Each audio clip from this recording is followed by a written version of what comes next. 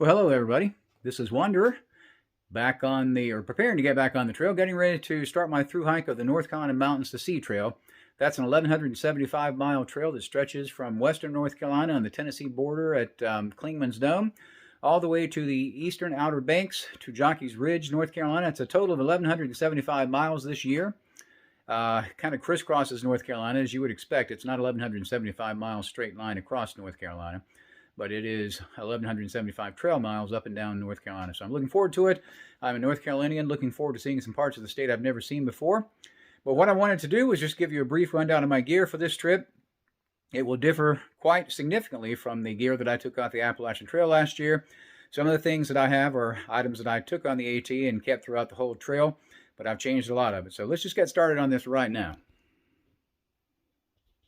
Let's start with kind of the big three.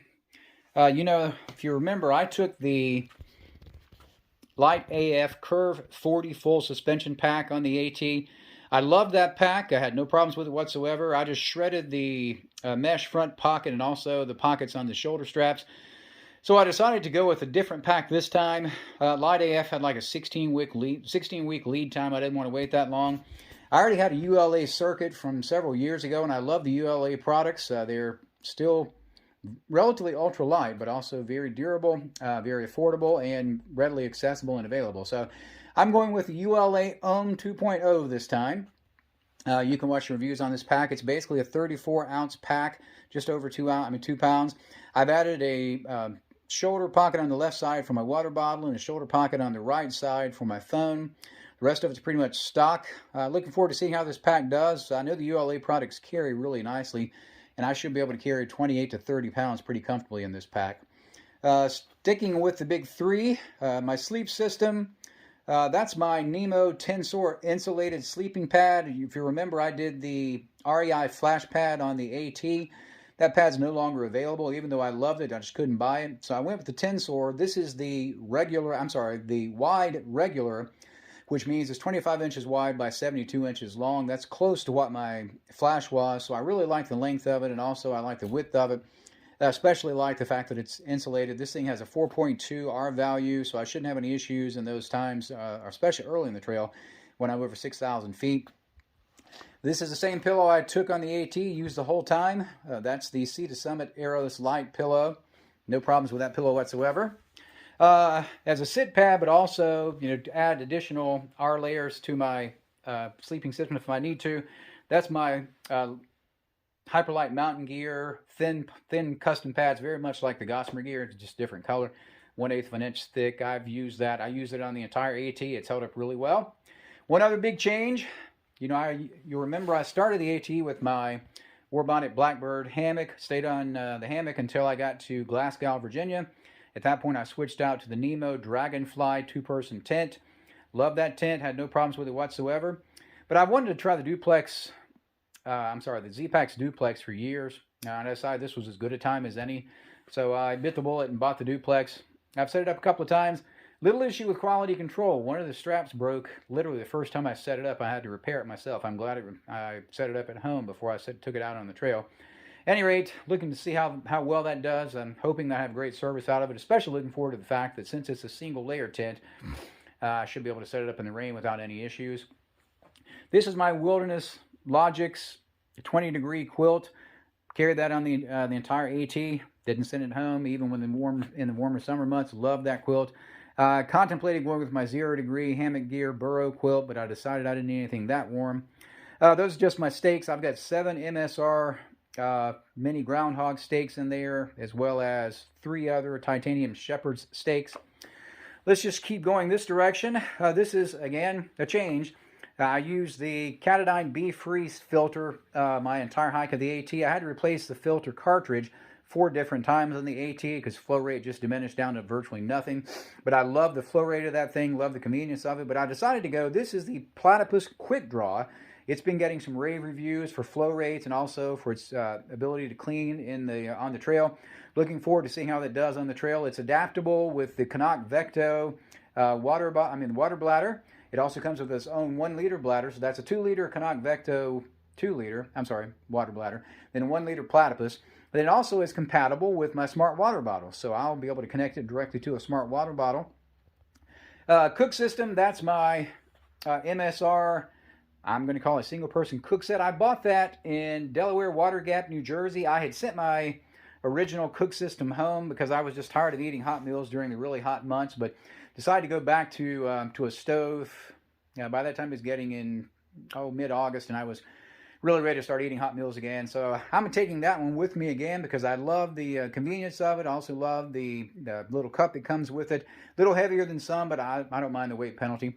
That's my Z-Packs food bag. Everybody's seen those. They're pretty much ubiquitous on the trail. This is my little ditty bag that will go in my left hip belt pocket. You'll see there's my Nightcore NU25 headlamp. Love that headlamp. You can see multiple reviews on it. I've had this one, gosh, for 2 years, and I wouldn't trade it for anything. Love it. A couple of other little things. I've got a little O-light second flashlight on the left. That's just for redundancy's sake. In case my headlight goes out, I can clip it to my hat if I need to. Little Swiss Army knife classic. That's a little emergency whistle, just some extra cordage. That's a mini Bic lighter. And then this is a SOG carbon fiber knife. Thing weighs about 1.5 ounces, but it has a, for those of you that are knife geeks, it has an VG10 steel. So it's great steel on that thing, but it's also really lightweight. If I need it, I've got it. If I don't need it, it's there. Next is my first aid and repair kit. I'm not really going to go through the contents of that, except that it's got Band-Aids, triple antibiotic ointment, some ibuprofen, antidiarrheal pills, and that sort of thing. Most of you have seen all those kinds of things before. This is my electronics bag. The most recent addition and the newest addition, and probably the most significant, is my Nightcore NB 10,000 amp hour charger battery bank. This is a fraction of the weight of the 20,000 milliamp hour battery pack that the Anchor Power that I took on the AT, and that's going to be a big weight savings. Probably going to save me close to 8 or 9 ounces. Those are just my Vissla headphones. I've got cordage in there for charging my phone, my headlamp, my watch, and a couple of other things. Let's keep going up. This is basically my wet weather system. I had the Montbell Versalite rain jacket on the AT, and I liked the jacket a lot. Really had no complaints with it, except that it wasn't as durable as I was hoping it would be. Got a lot of snags and a lot of tears on that jacket. So I was going to go back with the Versalite, but I saw a commercial about Montem's products, and they were a fraction of the cost of Montbell and OR and a lot of the other providers. So I'm going with a Montem jacket. See how it does. I've worn it on a couple of training hikes, and it's done pretty well. It doesn't wet out any faster or slower than any other. But it has pit zips, it has pockets like the Versalite, but it also folds into its own pocket, which the Versalite didn't do, so I'm kind of excited about that. That's my Outdoor Research Helium rain pants. I don't know how long I'll keep those. May shed those when I get into the warmer climates. That's my REI Ducks Back pack cover. This is my Mountain Laurel Designs umbrella. It's basically the same as almost all the other umbrellas that you see out there. Very comparable to what I had on the AT, but this one weighs about 1 ounce less than that one did. So I'm looking forward to giving it a new try. Let's skip over to my shoes. Again, another change. I had Crocs, basically. Crocs Caymans for the AT, but I've gone with, this is the Merrell Hydro Mach. I really like the styling on these compared to the Crocs, but also like the way your foot fits into the heel cup there. So when I get into town and I wear these more in town, I think these will be easier to keep on than the Crocs. I'm hearing good things about them as far as durability and everything, so I'm looking forward to wearing those.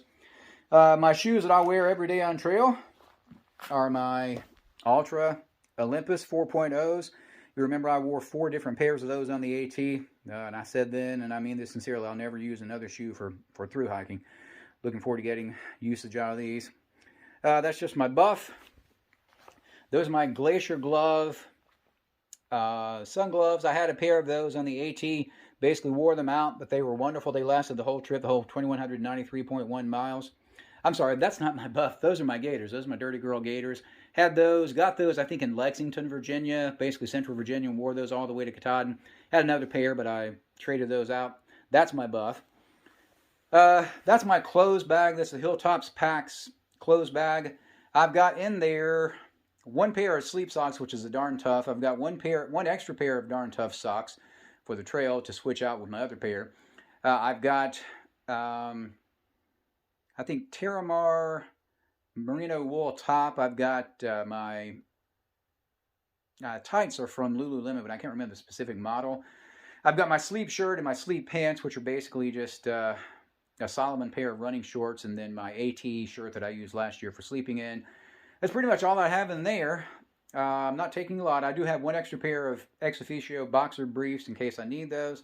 That's my Cocoon microfiber towel. I love that. I've had that. I got that in the whites, but I had another one before it that I just misplaced.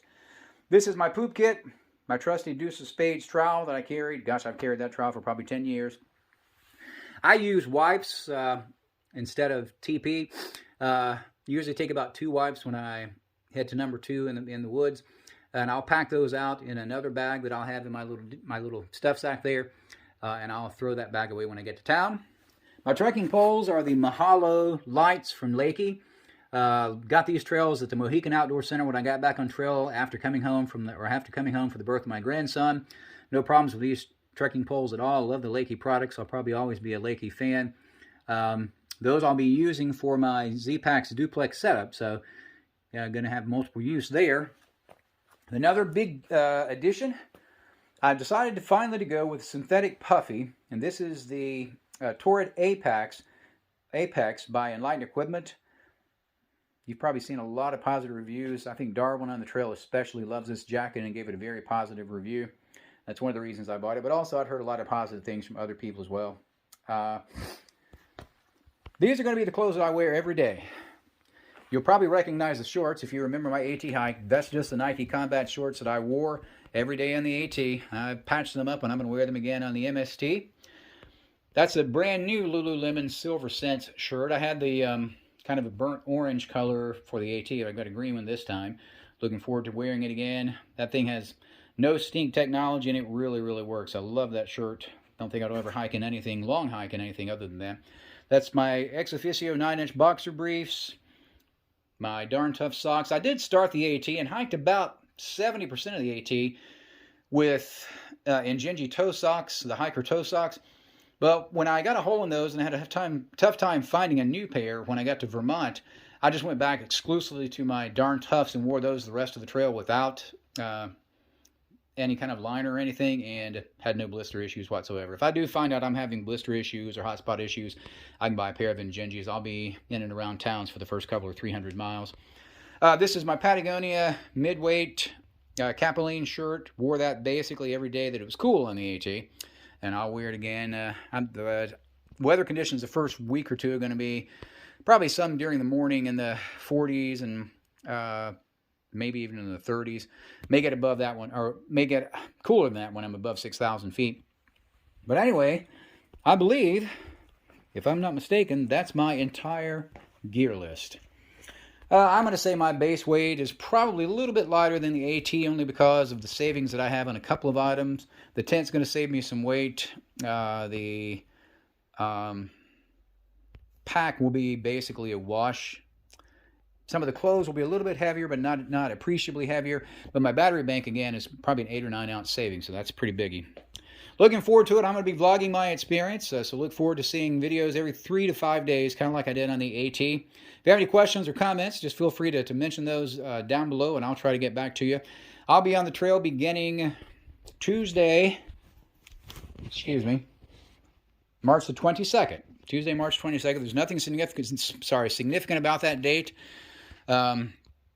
Just happens to be when it worked out in my schedule and the schedule of my family. They're going to be transporting me to the trailhead. So once I get there, I'll start vlogging and hope to finish this thing up in a couple of months and let you guys see how it's all gone. Thanks so much for following, and God bless you all.